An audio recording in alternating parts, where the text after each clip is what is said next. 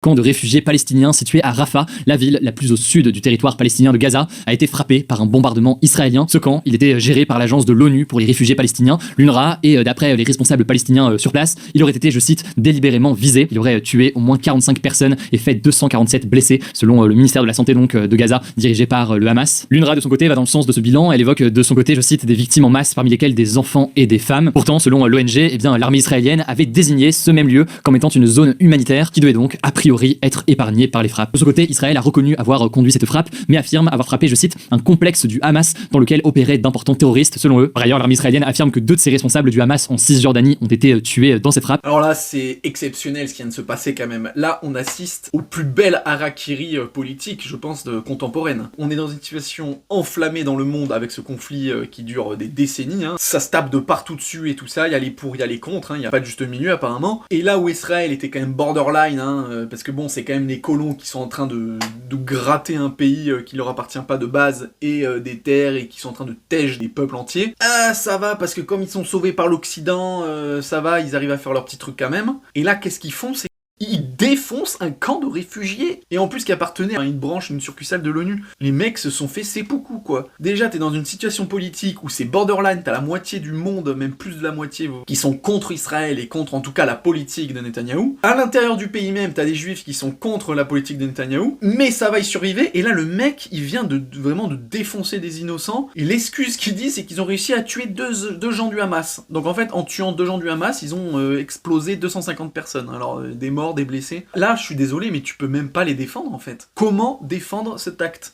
Vraiment, ils ont fait n'importe quoi. Les mecs sont indéfendables maintenant. Mais le plus fort, vous verrez après, c'est que dans les médias, ils arrivent encore une fois à ne pas dénoncer ce qu'a fait Israël. Et ça, c'est fort. Évidemment, une reconnaissance de la Palestine pour avoir une solution à 2 États, mais que c'était pas le bon moment, puisque certains à droite expliquent que si on reconnaît la Palestine maintenant, c'est donner raison au Hamas, mais donc c'est une question de timing. Ça, c'est la version donc de l'armée israélienne.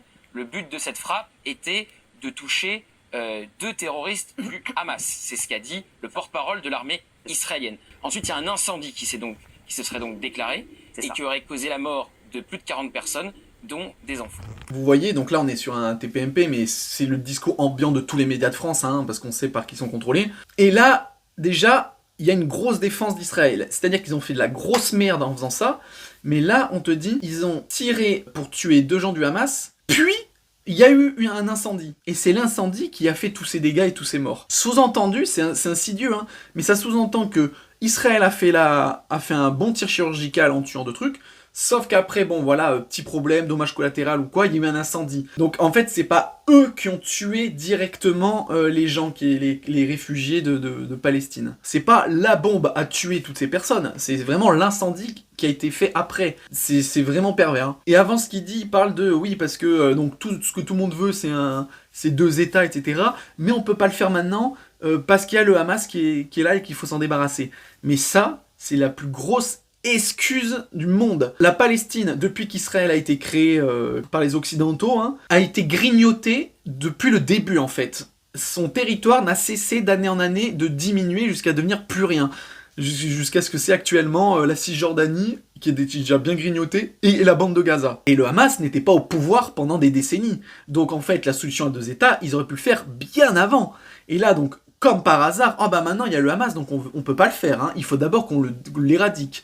Mais en fait, qu'est-ce qui va se passer? C'est qu'ils vont éradiquer la bande de Gaza jusqu'à ce qu'il n'y ait plus aucun Palestinien, donc ils ont encore gagné du territoire, les Israéliens. Et là, peut-être qu'ils vont commencer à se dire, on va pouvoir parler avec la Palestine, et ils vont avoir plus que 10% du territoire. Enfin, vraiment, c'est du foutage de gueule absolu, quoi. Ils peuvent dire merci au Hamas, l'Israël, parce que c'est l'ennemi idéal pour continuer de coloniser la Palestine. Et on devrait tous avoir honte d'être représentés par des gens comme ça. Alors c'est très grave. Il traite un juif de porc. Et puis le pousse. Mais hier, la vérité, ils vont pousser comme ça, il en mangeait une. Traiter un juif de porc. Quand je vois David Guiraud, comment il insulte de porc, parce que c'est plus grave, ce qu'il a dit de dire à un mec t'es un porc. plutôt que ce qui s'est passé avec Louis Boyard ici, je peux vous dire qu'ils n'ont plus aucun conseil à nous donner. Mais il dit pas ça à un mec, il dit ça à un homme juif. Exactement, et un député. Député. Voilà. Exactement. Et Meir Habib a dit tout à l'heure que c'était la plus vieille insulte antisémite de l'histoire, traité de porc un juif. C'est très grave. Non mais c'est très grave.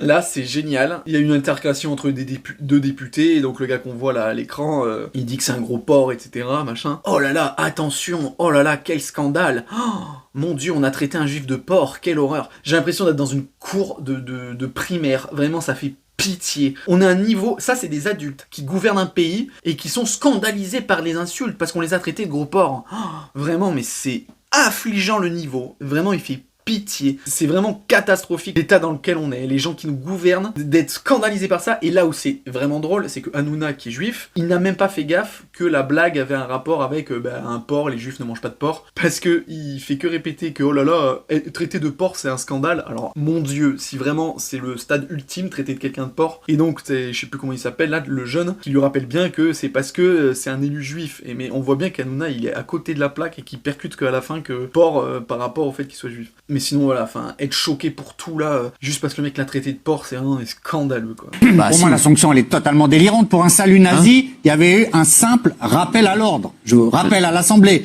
juste pour un député, La République En Marche, rappel à l'ordre. Et là, privation des indemnités, la moitié pendant 2 mois, exclu 15 jours. Vous auriez fait quoi vous? C'est le minimum. Rappel à l'ordre, c'est tout. Rappel à l'ordre. Arrêtez Gilles Verdet. Arrêtez, vous savez. Donc là, on parle du député qui a sorti le drapeau palestinien à l'Assemblée, qui s'est fait donc tège, et qui a eu des sanctions. Et alors, c'est vrai que plus tôt, il y avait quelqu'un qui avait... Alors, le salut nazi, est-ce que c'est un vrai salut nazi ou pas? Bon, voilà, il y a débat. Mais c'est vrai que si, ce qui apparemment, ça a été considéré comme un salut nazi, parce qu'il a eu une sanction, à savoir un rappel à l'ordre. Donc, c'est qu'il considère qu'il a fait un salut nazi. Et donc, c'est vrai que c'est quand même un peu deux poids deux mesures, quoi.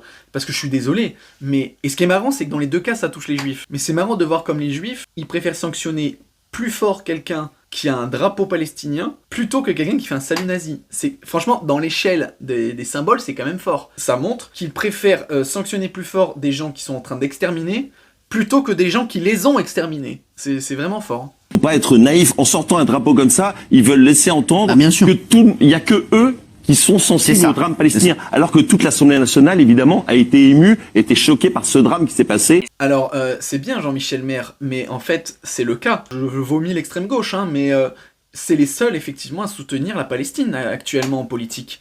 Et tout le reste du spectre politique français soutient Israël. Quand il dit oui, effectivement, forcément tout le monde est choqué par ce qui s'est passé. Mais ça c'est facile à dire, et encore heureux. On va pas entendre les médias et les politiques dire chais, bien fait, ils se sont fait sauter la gueule, le camp de réfugiés des Palestiniens. Enfin, dans quel monde on entendrait ça? Donc évidemment que tout le monde a dit oh, quelle horreur, c'est choquant. Mais là où c'est fort, c'est que dans un cas, quand c'est la Palestine avec l'aide de Hamas qui attaque Israël, on pleure les pertes israéliennes, et ça c'est totalement normal, mais on condamne l'acte en fait, ceux qui ont fait les atrocités. Là, dans l'autre sens, on pleure les victimes palestiniennes, normal aussi, mais par contre, à aucun moment vous entendez quelqu'un qui va condamner ce qu'a fait Israël, et ça c'est fort. On va mettre en accusation Israël qui tente d'aller chercher ses enfants. Quel État n'irait pas chercher ses enfants? Quel État? Eux, ils veulent pas qu'ils aillent chercher les enfants? Il y a un bébé là qui est encore là-bas. Et les bébés palestiniens, madame, à un moment donné. Oui. Non mais c'est vrai, les bébés palestiniens, ça justifie de tuer les bébés palestiniens? Moi, les bébés palestiniens, leur vie a autant d'importance qu'un bébé israélien. Bah quand vous parlez, on ne dirait pas. Mais si. Pourquoi je vous dis ça? Parce que, vous voyez, quand Israël a été attaqué, ils sont venus dans les maisons. Vous savez, moi, mais là, on parle de la Palestine, du coup. Non, mais attendez. Parce que ça s'est fait hier, ça s'est fait il y a 2 jours. Je veux parler d'eux aussi. Je vous explique. Je suis rentrée dans une garderie d'enfants. On voit le sang encore par terre de ces enfants qui ont été abattus. C'est des personnes qu'on est venu attaquer. Là, on est dans une autre configuration. On est dans une configuration de guerre où l'État d'Israël doit aller chercher ses enfants, doit mettre à mal, enfin abattre ceux du Hamas. Mais malheureusement, mais quel est le rapport avec les bébés palestiniens du coup qui sont tués? Quel est le rapport avec eux? Je comprends l'émotion que ça peut susciter. Malheureusement, une guerre, c'est terrible. Il y a toujours des victimes civiles. Ces victimes civiles, elles sont le fait de qui? Elles sont le fait d'Israël ou elles sont le fait du Hamas qui est venu déclencher une guerre, une attaque sur le territoire d'Israël? Et aujourd'hui, oui, une guerre, c'est ça. Oui, mais c'est un refuge. On leur a dit d'aller au refuge et au final, ils sont bombardés. D'un côté, il y a un peuple qui a été attaqué, qui doit aller chercher ses enfants. De l'autre, il y a le Hamas. Si le Hamas voulait la paix, il aurait plutôt organisé des élections. Oui, on parlait du Hamas, il faut départager Hamas et les civils. Waouh, là on assiste à une masterclass de Polska, parce que là c'était donc Nadine Morano qui débitait donc son camp pro-juif contre la Palestine, et elle l'arrête là, bam, dans sa course en lui parlant des Palestiniens, des victimes, et c'est exceptionnel quand même.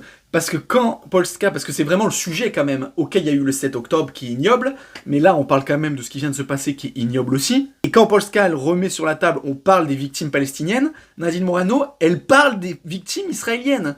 Mais quelle angoisse cette meuf, quel enfer. C'est-à-dire qu'on lui parle de choses horribles qui arrivaient à certaines personnes, et elle dit « Oui, mais alors les enfants, machin ?» Mais quelle horreur, quoi. Et là où c'est balèze, et encore j'ai coupé à chaque fois, normalement elle laisse des blancs pour rajouter du drame, Nadine Morano, mais elle fait que parler des enfants. Quel état n'irait pas chercher ses enfants? Il y a des enfants encore. Elle fait que parler de ça, et juste après, quand Polska elle dit mais il y a des enfants palestiniens qui sont morts, que c'est horrible, Nadine Morano elle dit quoi? Mais je sais, mais il faut pas tomber dans l'émotion, la guerre c'est horrible et tout. Alors qu'elle fait que parler d'émotion quand elle parle des juifs. Vraiment, c'est abject, c'est à vomir. Cette meuf est à vomir. Qu'on soit pour les juifs ou les israéliens, moi j'en ai rien à foutre, hein. Je tiens à le dire, je suis neutre, les deux je m'en branle complètement. Je suis juste pour la paix et pour la vie humaine, et le respect de l'intégrité du corps. Donc en fait, pour les deux victimes, je trouve que c'est affreux.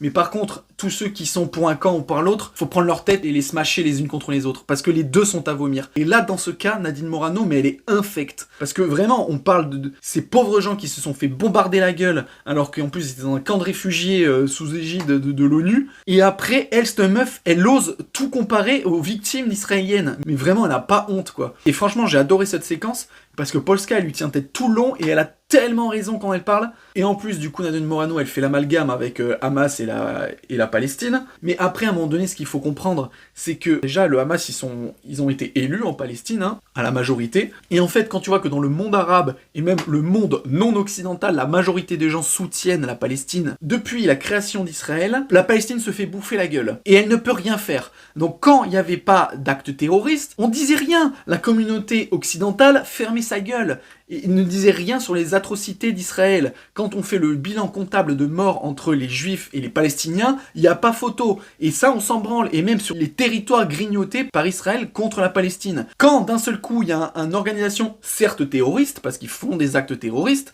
mais je veux dire, du point de vue des Palestiniens, c'est comme des résistants. Ils font des actes pour empêcher la destruction de la Palestine. Donc c'est facile sur les médias d'entendre les bobos là dire oui non mais nous on est tous pour la paix et pour une situation à deux états. Avant quand il n'y avait pas le Hamas, vous n'en avez rien à foutre d'une situation à deux états du moment qu'Israël était en train de bouffer les Palestiniens. Donc franchement c'est vraiment mais à gerber leur discours. Je préfère ceux qui sont honnêtes et qui sont à 100% pour Israël et qui veulent voir détruite la Palestine, ou inversement ceux qui sont à 100% pour la Palestine et voir Israël détruite, plutôt que ces putains de faux culs qui sont en train de dire oui je suis pour la paix et je suis pour un truc à deux états, alors qu'ils en avaient rien à foutre juste avant qu'il y ait le Hamas qui fasse un peu de désordre dans la région. Et d'ailleurs du coup là j'ai mis une carte, comme vous voyez sur 193 pays donc membres de l'ONU, il y a quand même 146 pays qui reconnaissent l'état de Palestine. On voit bien que les seuls putains de pays qui ne reconnaissent pas la Palestine, et donc qui sont indirectement, qui soutiennent Israël, et le gouvernement, c'est l'Occident, à savoir États-Unis, Canada, Australie, Japon, parce que oui, les Japonais, on les met dans le camp occidental évidemment, Nouvelle-Zélande, et après la plupart des pays européens. Et quelques exceptions de quelques pays à droite à gauche. C'est vraiment stupéfiant, quoi. Mais la carte est vraiment parlante, quoi. Dans l'état actuel des choses, évidemment qu'au final, la réponse est il faut une situation à deux états. Moi, je serai toujours du camp de la Palestine, parce que c'est eux qui se sont fait enfler les premiers. Mais le truc, c'est que maintenant que des Israéliens, ils sont nés depuis 2-3 générations sur ces terres, je veux dire, ils ont autant le droit de vivre ici. Ceux qui sont nés actuellement, c'est pas eux qui ont choisi d'envahir ce pays. Donc en fait, il faut trouver le statu quo et dire bah maintenant, il y a une population qui est juive, qui est israélienne, et il y a une population qui est palestinienne. Et donc les deux ont le droit de vivre là.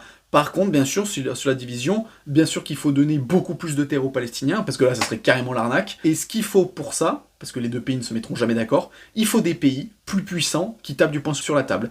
Il faut que la Chine, la Russie et les États-Unis se mettent d'accord tous les trois pour un peu élever aussi leur niveau, et se disent, maintenant c'est bon, on arrête les conneries, ce peuple, cette région a beaucoup trop souffert, et on fait une solution à 2 États, et comme ça, que les 3 pays tapent sur les 2 pays, en disant maintenant vous allez arrêter vos conneries, c'est nous qui allons décider, on va prendre les choses en main. On va aller dans votre pays, si vous nous bombardez nos infrastructures, là par contre nous on sera sans pitié, on vous dégomme. Vraiment mettre des vraies menaces. Et là je pense que ça soit le Hamas ou Israël, je pense que si t'as une menace conjointe de la Russie, de la Chine et des États-Unis, tu fermes ta gueule. C'est la seule solution viable. Franchement, aucune autre solution n'est viable, à part si ça termine sur une extermination d'un des 2 camps, mais ce qui serait complètement horrible.